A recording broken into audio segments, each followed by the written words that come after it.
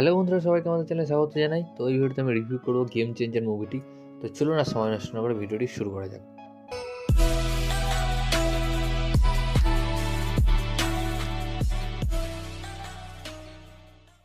তো এই মুভিটি রিভিউ করার আগে প্রথমে আমি একটা কথা বলি।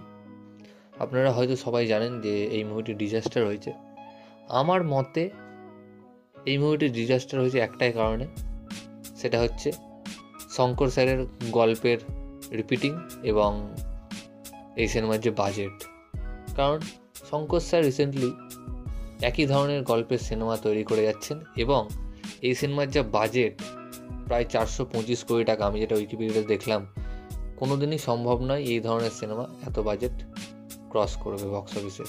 কারণ এই ধরনের সিনেমা আরাম করেই 100 কোটির মধ্যে তৈরি করা যায়। আর যাই হোক, যদিও গল্পটা লিখেছিল আমার পছন্দের ডাইরেক্টর, সেটা হচ্ছে কার্তিক সুবরাজ, তাও গল্পটা আহামরি তেমন কিছু হয়নি।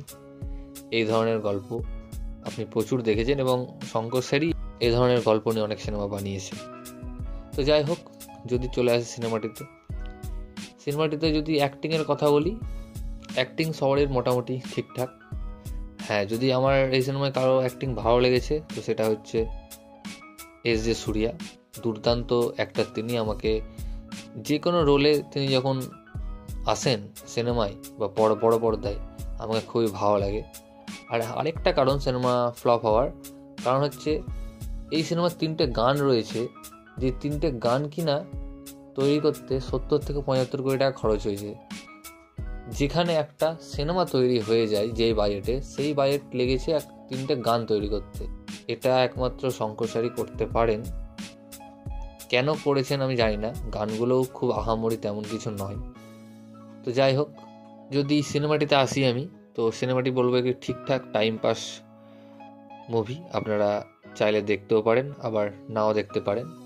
আর সিনেমাটিতে ভালো ভালো অ্যাক্টরগুলো ছিল, কিন্তু বেশিরভাগ অ্যাক্টরই এখানে ওয়েস্ট হয়েছে। শঙ্কর স্যার চাইলে সিনেমাটিকে আর একটু ভালো করতে পারতো, কারণ তিনি ভালো রাইটার নিয়েছিলেন সিনেমাটিতে। এবং সিনেমাটি আমাজন প্রাইমে অ্যাভেলেবেল রয়েছে, আপনারা সেখান থেকে দেখতে পারেন।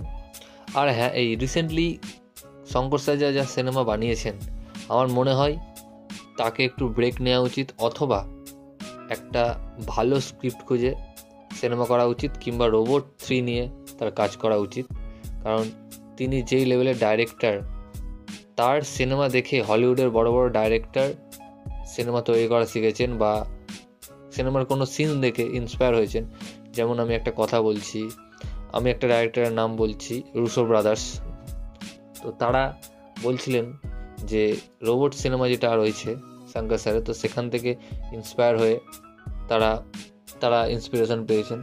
তো আপনারা বুঝতেই পারছেন যে শঙ্কর স্যার কোন লেভেলের ডাইরেক্টর। কিন্তু সবারই কোনো না কোনো সময় খারাপ যায়, এবং যখন খারাপ যায় তখন তাকে কেউ আটকাতে পারে না। কিন্তু সময় ঠিক ভালো হবে, আর যখন ভালো হবে তখন তাকে কেউ আটকাতে পারবে না। তো এই ভিডিওটা এতটুকুই বলবো। এই সিনেমাটি সম্বন্ধে আমার তেমন কিছু বলার নেই। এই ভিডিওটা এতটুকুই গাইস। ভিডিও ভালো লাগলে অবশ্যই ভিডিওকে লাইক, কমেন্ট, শেয়ার, আমার চ্যানেলটিকে সাবস্ক্রাইব করুন এবং ইনস্টাগ্রামে ফলো করতে পারেন। লিঙ্ক আমি ডিসক্রিপশনে দিয়ে দেবো। ধন্যবাদ।